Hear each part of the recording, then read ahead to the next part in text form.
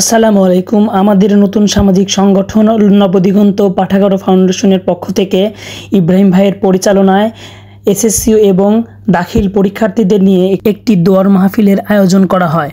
ছাত্রছাত্রীদের উদ্দেশ্যে বক্তব্য রাখেন আমাদের এলাকার কৃতি সন্তান ঢাকা বিশ্ববিদ্যালয়ের ছাত্র নাজমুল হাসান নয়ন ভাই। তাছাড়াও আমাদের মাঝে বক্তব্য রাখেন মোহাম্মদ হজরত ভাই। তাছাড়াও ছাত্রছাত্রীদের মাঝে বক্তব্য রাখেন বাংলাদেশ জামাত ইসলামী দেবতুর ইউনিয়ন শাখার সেক্রেটারি মাওলানা আব্দুল আলিম মাসুদ হুজুর, নবদিগন্ত পাঠাগার ফাউন্ডেশনের অন্যতম উপদেষ্টা।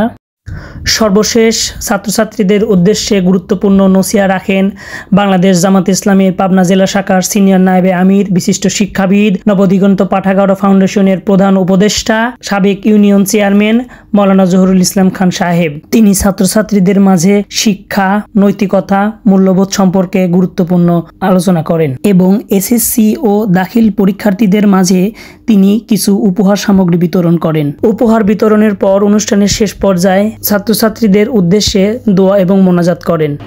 আল্লাহ তাআলা আমাদের গুনাহ মাফ করে দেন। আল্লাহ আমাদের বাবা মাকে মাফ করে দেন। আল্লাহ আমাদেরকে উন্নত মানের জাতি হওয়ার তৌফিক দান করেন।